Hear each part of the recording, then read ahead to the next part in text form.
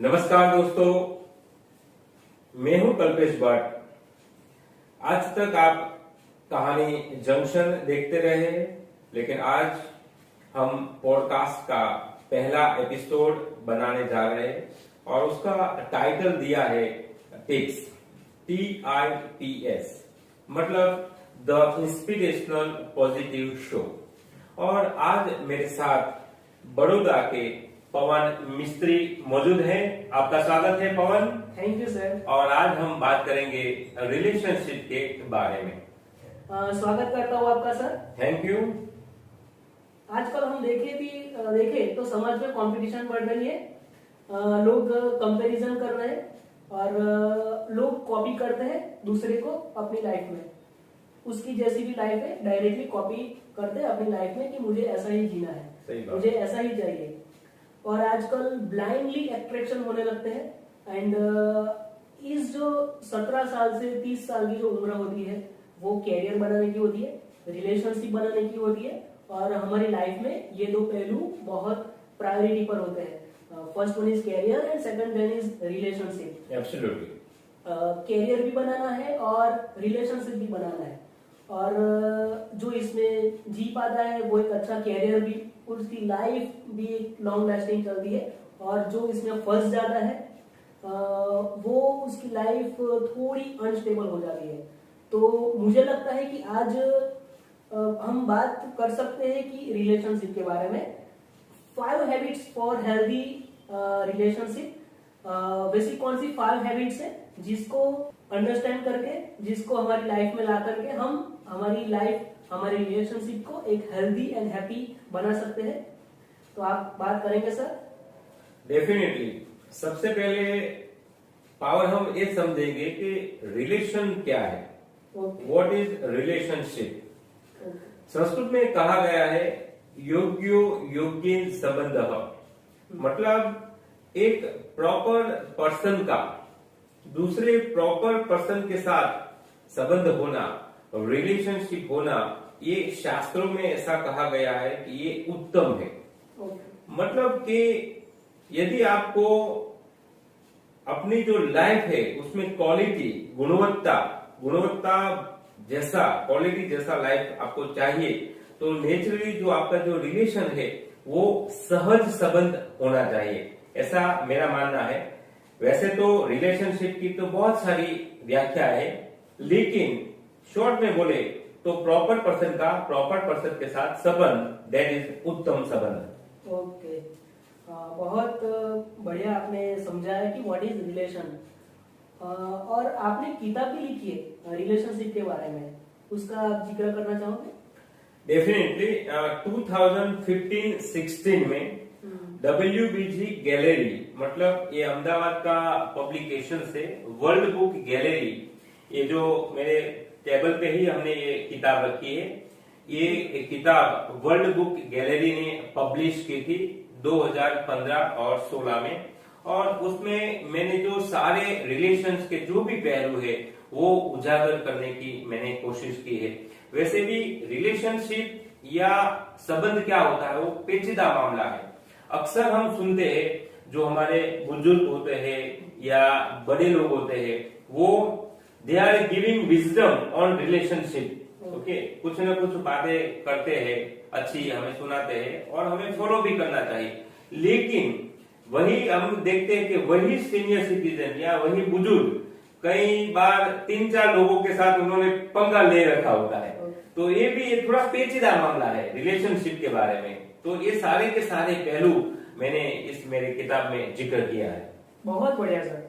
और इसके अलावा आपने कौन कौन से संबंध, कौन कौन से रिलेशनशिप का जिक्र किया है? देखिए, ये भी क्या है कि दिन ब दिन रिलेशनशिप जो है उसमें फॉर्मालिटी बढ़ती जा रही है।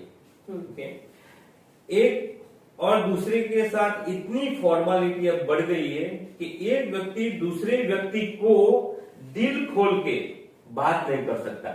तो आखिर आदमी जाए तो जाए कहाँ?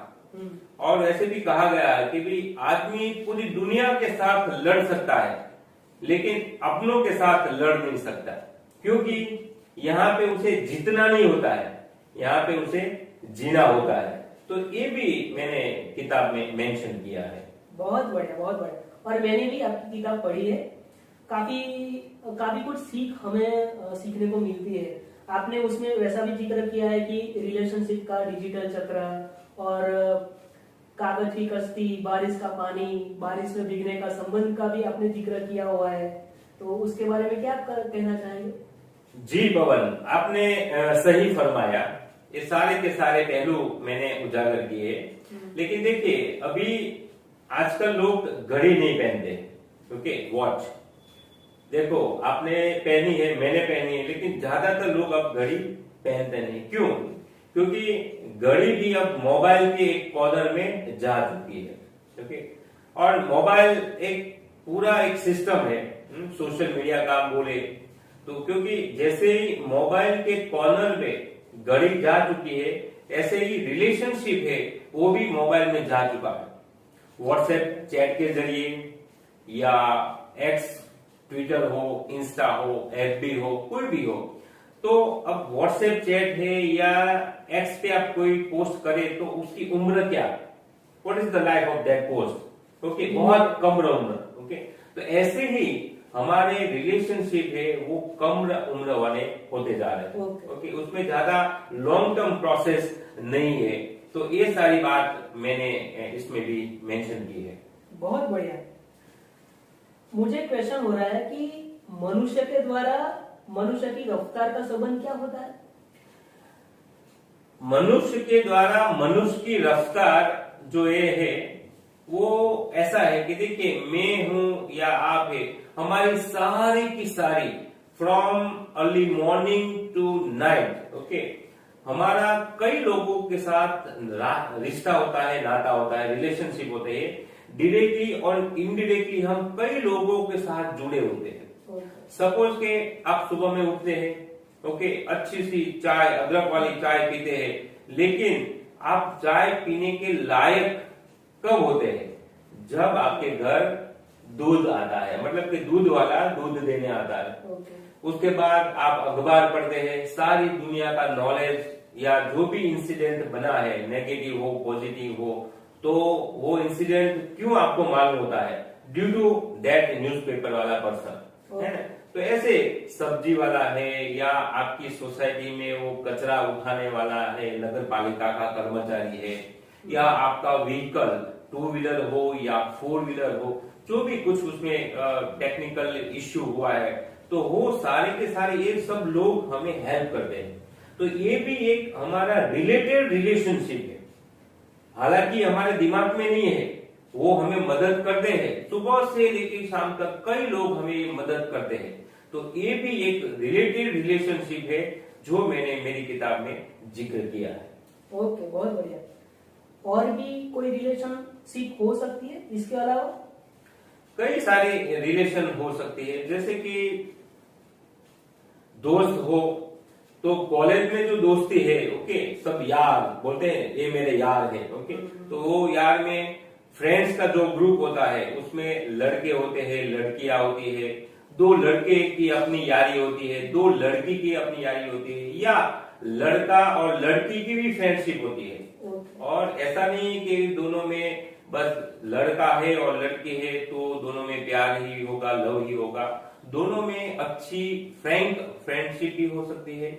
और दूसरे रिलेशनशिप के बारे में बताए तो पति पत्नी है, एक दूसरे के साथ जो व्यवहार है, फैमिली का जो व्यवहार है, दो भाई है, दो बहन है, अपनी कैंटीन के साथ जो व्यवहार है, ये सारे के सारे जो पहलू है वो बहुत बड़ा मायने रखता है। और दूसरी बात मैं कहना चाहूंगा कि देखिए, यहाँ पे इंडिया में जो संबंध होते हैं उसमें बहुत गहराई होती है पावन।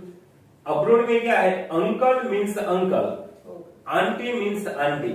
लेकिन हमारे यहाँ पे सपोज के आपके पापा है, तो पापा के बड़े भाई है और पापा के छोटे भाई है, तो दोनों के साथ जो संबंध है और जो एक इंट्रोडक्शन है वो अलग अलग है। सपोज के आपके पापा के बड़े भाई है, ओके, तो उसे आप बोलेंगे कि भाई ये मेरे बड़े पापा है, या बापूजी बोलेंगे या ताऊ बोलेंगे।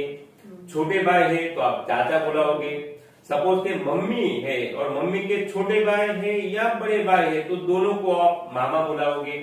तो वैसे ही हमारे इंडिया में ये चाचा है, मामा है, ओके, बुआ है, ये सारे के सारे, मौसी है, भाभी है।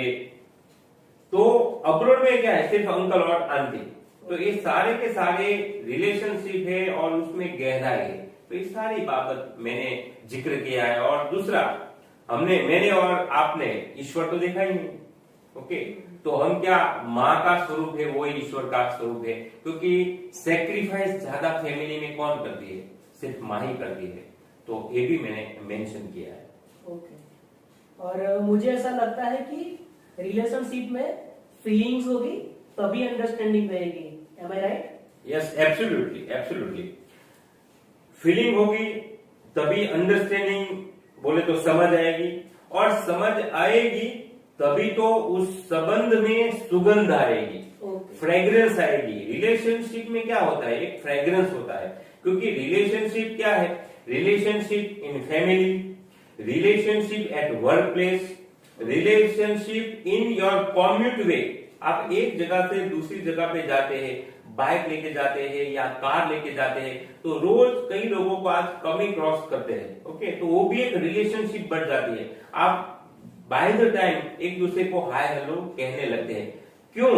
आप पहचानते हैं नहीं, लेकिन ऐसा तो जानते हैं कि यस, ये बंदा मुझे रोज कम ही क्रॉस होता है। और ये रिलेशनशिप जो है वो कब काम आएगी, जब आप कोई तकलीफ में होगे या दूसरा कोई सामने वाला तकलीफ में होगा, तो आप डेफिनेटली वहां पे खड़े रहेंगे और बोलेंगे भाई साहब क्या हुआ। तो ये भी एक रिलेशनशिप है। दूसरा, रिलेशनशिप एट वर्क प्लेस, कई सारे एम्प्लॉय होते हैं तो उसके साथ भी हमारे रिलेशंस होते हैं। और हमारे इंडिया में तो ऋतुओं के साथ भी हमने संबंध बना के रखा है। ओटम हो तो ओटम के भी बहुत सारे गाने हैं। हालांकि जो पोएट्स होते हैं, कवि, तो उन्होंने तो बारिश के बारे में भी बहुत सारी कविताएं लिखी है। और इनफैक्ट हमारी फिल्मी दुनिया में तो कई सारे ऐसे गाने हैं जो बारिश के रिलेटेड है। तो we are in relations with everybody. Season हो तो उसके भी साथ हमें रिलेशनशिप है।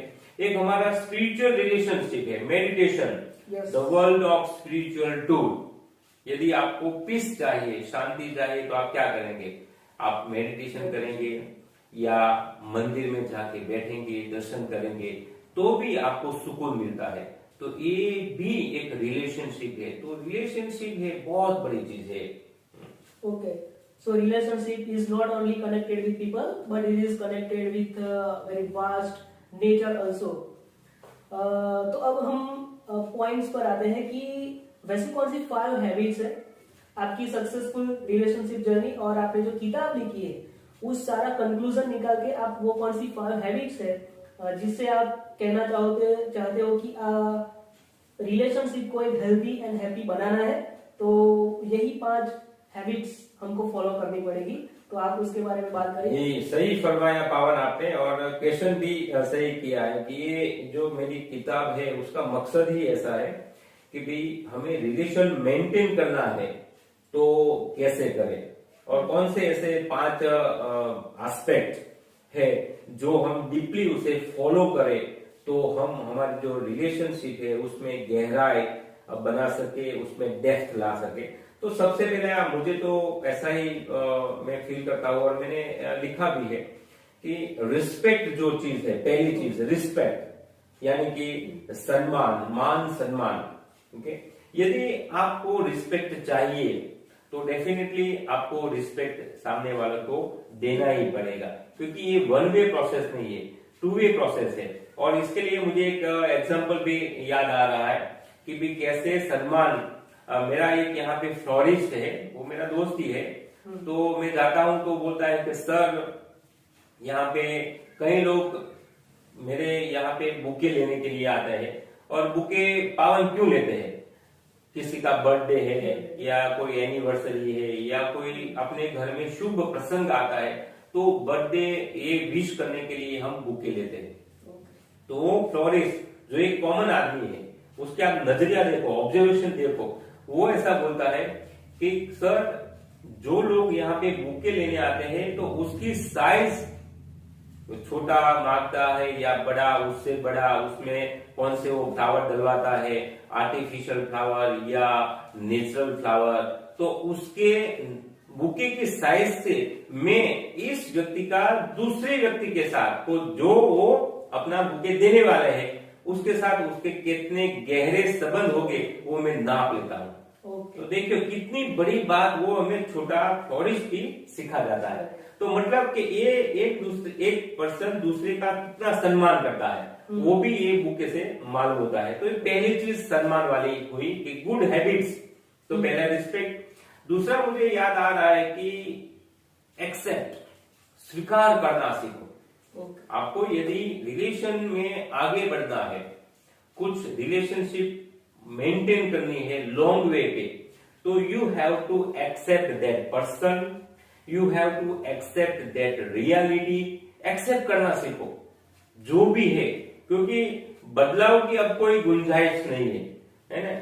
बदलना है तो क्या अपने आप को ही बदलना होगा, है ना, वरना तो एक गाड़ी छूट ही गई है। ओके, तो अच्छी रिलेशनशिप मेंटेन करने के लिए दूसरा पहलू है एक्सेप्ट, स्वीकार करना सीखो। ये दो बातें मुझे लगता है कि ये है। और तीसरी बात भी मैं कहना चाहूंगा कि संवाद, dialogue, communication between two person, between two family, between two society, जो भी है वहां पे कम्युनिकेशन, संवाद होना चाहिए। यही बात है कि आप गुड हैबिट्स के दायरे में ला सकते हैं। एक्सेप्टेंस की आपने बात की, उसमें मुझे क्वेश्चन है कि आजकल हम समाज में देखें तो लोगों को एक्सेप्ट तो करते हैं, पर मैं आपको 4 ऑप्शन देता हूँ, वो 4 ऑप्शन से ही लोग सभी को एक्सेप्ट करते हैं। जो पहला होता है वो लव, अगर एक दूसरे के साथ लव है तो वो एक्सेप्ट करेगा। दूसरा ऑप्शन होता है फियर, किसी का किसी से डर है इसलिए वो एक्सेप्ट कर रहा है। तीसरा होता है कंट्रोल, किसी का कंट्रोल उसके ऊपर इतना आ गया है कि उसको एक्सेप्ट करना ही पड़ता है, कोई और अलावा कोई रास्ता ही नहीं है कि उतना कंट्रोल उसने ला दिया है। सही बात है। और होता है कि ओपननेस, वो व्यक्ति की ओपननेस ही उतनी होती है कि हमको लगता है कि चलो इसे एक्सेप्ट किया जा सकता है। तो आपको इसके बारे में क्या लगता है, आजकल समाज में सबसे ज्यादा क्या है, लोग कंट्रोल, फियर या लव, 3-4 में से सबसे ज्यादा फैक्टर क्या दिखता है?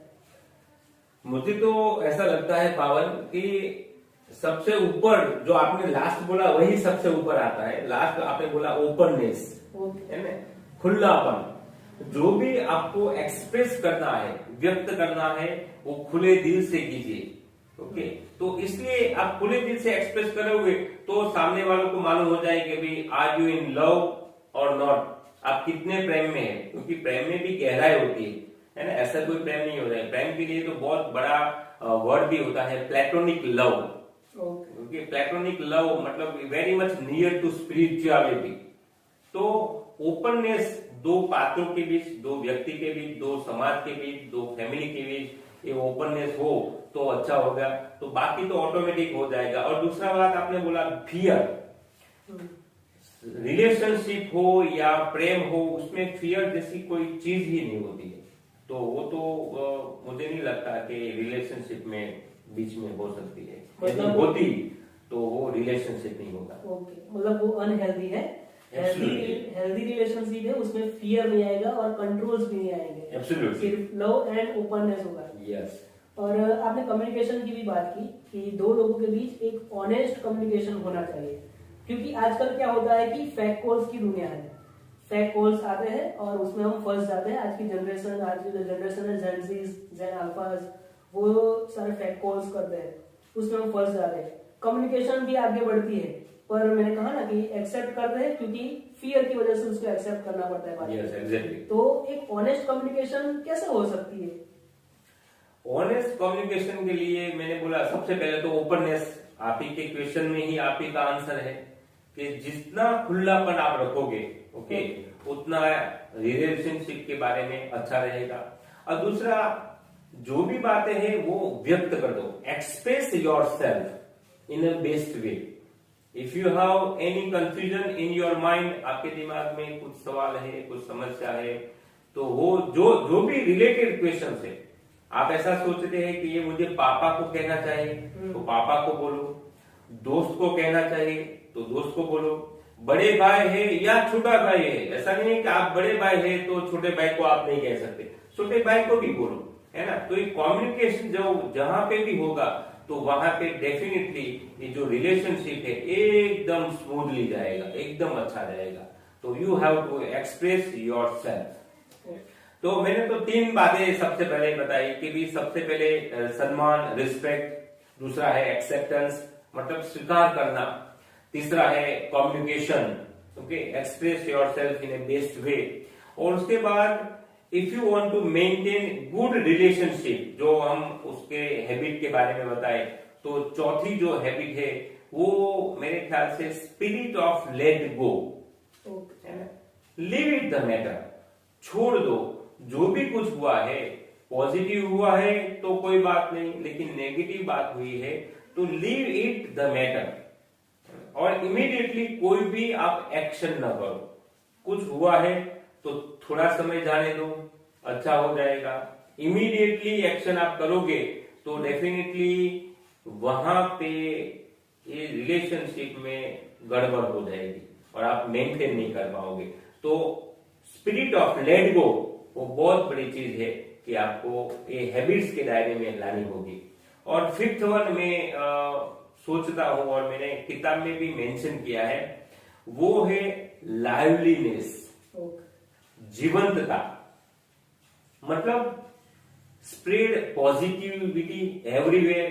कई सारे लोग देखो आपके ग्रुप में भी होंगे, मेरे ग्रुप में भी, और हमने देखा होगा कि कोई लोग बैठे हुए दोस्त और कोई एक दोस्त की एंट्री होती है तो वो सारा का सारा एनवायरमेंट है वो बदल जाता है, माहौल बदल जाते हैं, लोग ठहाके लगाने लगते हैं, हंसने लगते हैं, एकदम चेंज हो जाते हैं।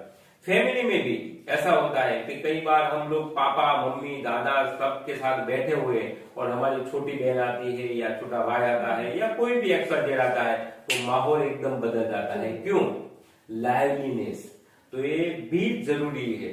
पूरे दिन या पूरे सप्ताह आप मुंह चढ़ा के फिरोगे, घुमा मुंह फुला के, तो वो मजा नहीं आएगा, कोई आपके साथ बोलेगा भी नहीं, है ना। तो ये भी एक अच्छी बात है कि कीप इट लाइव, एकदम जीवंत रहना चाहिए। गुजराती में तो बोलते हैं छलो छल जीवो, मतलब पूरी तरह से जी लगा के जियो दोस्त। पावन, मैं तो ये कहना चाहूंगा कि भी ये रिलेशनशिप तो है, यू हैव टू एंजॉय, लेकिन ये जिंदगी भी आप जियो, क्योंकि जिंदगी एक ही बार मिलती है। दूसरी बात तो मुझे नहीं मालूम पुनर्जन्म है या नहीं, और पुनर्जन्म शायद होगा तो हमें नहीं मालूम होगा कि किस स्वरूप में होगा, और हमें लोग पहचानेंगे या हम लोगों को पहचानेंगे। तो ये कुदरत ने, ईश्वर ने जो स्पिरिचुअल पावर है, उन्होंने ये लाइफ दी है, तो जियो खुल के। बहुत आपने अच्छी बातें की, पॉजिटिव बातें की, पॉजिटिव फील हो रहा है पॉजिटिव बातें सुनकर आपकी। जो आपने 5 पॉइंट्स बताए कि रिस्पेक्ट करना है, लाइवलीनेस रखता है, कम्युनिकेशन करना है, एक ऑनेस्ट कम्युनिकेशन करना है, स्पिरिट ऑफ लेटिंग गो, हमें लेट गो करना है, गिव अप नहीं करना है, पर लेट गो करना है, एंड हमें एक्सेप्ट करना है, जो ओपननेस है, लव के साथ दूसरे को हमें एक्सेप्टेंस करना है। मगर आजकल हम जमाना देख रहे हैं 21st सेंचुरी, ओके, आजकल सोशल मीडिया इतनी तेजी से बढ़ रहा है, 3G 4G 5G अब 6G का जमाना आएगा, तो रिलेशनशिप भी उतनी तेजी से बन रहे हैं एंड उतनी तेजी से टूट भी रहे हैं। ब्रेकअप्स एंड डिवोर्सेस एकदम तेजी से बढ़ रहे हैं उसके मामले। इसके बारे में काफी सारी रिसर्च भी हुई है। हार्वर्ड यूनिवर्सिटी, हम जानते हैं कि कितनी बड़ी यूनिवर्सिटी है, उसमें भी इसके बारे में चर्चा होती है, इसके बारे में रिसर्च होते हैं, और उन लोगों ने बताया कि जितने भी रिलेशन होते हैं उनमें से 30% से भी ज्यादा रिलेशनशिप 1 महीने में टूट जाते हैं। बाकी जो 70% है वो भी धीरे धीरे कम होने लगते हैं due to over use of social media. क्योंकि सोशल मीडिया में क्या होता है कि वेब सीरीज चलती है, मूवीज चलती है, सीरियल्स चलती है, और वो सारी प्लेटफॉर्म पर एक अनरियलिस्टिक एक्सपेक्टेशन होती है, अनरियलिस्टिक शूटिंग होते हैं, और वो देख करके हम हमारी लाइफ में लाने का प्रयास करते हैं कि वो सारी अनरियलिस्टिक एक्सपेक्टेशन हम रखने लगते हैं वो सब देख करके। तो सोशल मीडिया की क्या साइड इफेक्ट्स हो सकता है रिलेशनशिप के जर्नी में, उसके बारे में आप बात करें। यस, देखिए Pavan, every coin has two sides. Okay, हर एक जो बात होगी उसमें दो बातें होगी, plus points and minus points, positive points and negative points. और संस्कृत में भी तो कहा गया है, अति सर्वत्र वर्जयते, excess of everything is bad. मतलब कोई भी चीज है उसका आप ज्यादा इस्तेमाल करोगे, यूज करोगे, तो डेफिनेटली वो नुकसानदेह ही होगा। तो one has to be aware about the use of social media, कि भाई ये सोशल मीडिया का जमाना है, डेफिनेटली इसमें एडवांटेज भी है लेकिन डिसएडवांटेज भी है। तो बस आपको कॉन्शियस होके ही उसका यूज करना होगा, वरना ये आपको भारी पड़ेगा। ओके, बट हम एक बार रिलेशनशिप की जर्नी में आ गए और ये सारे फैक्टर्स हमारे आगे पीछे घूम रहे, social media and all that factors, तो उसमें हमें चलना है, एक लॉन्ग लास्टिंग जर्नी बनानी है, तो हम उसमें मेंटेन कैसे कर सकते हैं? एब्सोल्युटली, बहुत अच्छा क्वेश्चन किया है आपने। हाउ टू मेंटेन, जहां पे इतने सारे जो फैक्टर है वो हावी हो गए हैं हमारे पे, ओके, और सभी लोगों के पास अभी ये जो मोबाइल भी है, तो मोबाइल में ही सारी दुनिया है, उंगलियों पे है। तो you have to take the positive side of social media. मैंने अभी बताया कि one coin has two side, positive side लो। देखो, अभी विश्व में जो भी कुछ हो रहा है, जो भी इंसिडेंट हो रहे हैं, तो हमें मालूम हो जाता है कैसे, सोशल मीडिया के जरिए। ओके, कोई भी नेगेटिव घटना घटी है, कहीं पे युद्ध हुआ है, कहीं पे अच्छी बात हुई है, तो हमें मालूम हो जाता है। तो ऐसे ही सोशल मीडिया के जमाने में ये सब मालूम हो जाता है, तो पैरेलल हमें ये भी देखना होगा कि पैरेलल फेक न्यूज का भी जमाना है। सोशल मीडिया में फेक न्यूज भी चल रही है, तो you have to be aware about what is real thing and what is fake thing. क्या गलत है और क्या सही है, वो आपको चयन करना होगा। वरना देखो, आपने गलत बातें देख ली और वो फॉरवर्ड कर दी या इंफॉर्मेशन शेयर कर दी, तो भी गलत, आपको भी गलत मैसेज मिलेगा, दूसरों को भी आप गलत मैसेज दोगे। तो you have to be aware about the use of social media. और I would like to suggest one thing, एक सलाह मैं दूंगा कि भाई, the less use of social media the better the relationships are. जितना कम सोशल मीडिया का आप यूज करोगे, उतनी आपकी रिलेशनशिप है वो अच्छी रहेगी। और एक मुझे वाकया भी याद आ रहा है, एग्जांपल, कि सपोज कि छोटी सी कील है, ओके, तो छोटी सी कील आप पानी की बाल्टी में रखो तो नीचे चली जाएगी, मतलब वो डूब जाएगी। लेकिन एक कील का संबंध आप जहाज के साथ जोड़ दो, ओके, कील मतलब लोहा, ओके, तो जहाज के साथ जोड़ दो तो वो कील भी तैरेगी और वो जहाज भी तैरने लगेगा। तो ये जो हमारे रिलेशनशिप है वो ऐसे ही है कि आप अकेले रहेंगे तो आप डूब जाओगे, सबके साथ रहोगे तो आप तैर जाओगे।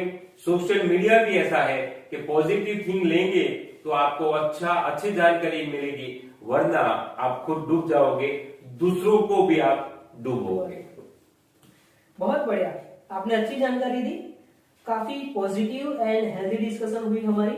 और आपने जो 5 पॉइंट्स बताए, 5 हैबिट्स आपने जो बताई कि respect, liveliness, communication, spirit of letting go and communication, काफी हमने डीप चर्चा भी की और एक हेल्दी डिस्कशन हमने की है।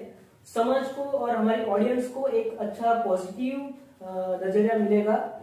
उनकी लाइफ में भी कोई ना कोई प्रॉब्लम होगा तो उनको भी कोई क्वेश्चन का आंसर जरूर मिल गया होगा आपकी डिस्कशन से, आपने जो बातें बताई। तो ऐसा ही बने रहिए हमारे साथ और कमेंट्स सेक्शन में आप कमेंट जरूर कीजिए कि अगला पॉडकास्ट आपको किस टॉपिक पर चाहते हो आप, तो हम जरूर उसके ऊपर बात करेंगे, चर्चा करेंगे, सोचेंगे और आपके साथ वो सारी बातें हम शेयर करेंगे। तो मिलते हैं अगले नए पॉडकास्ट के एपिसोड में, जिसका नाम होगा tips, the positive inspirational show. नमस्कार।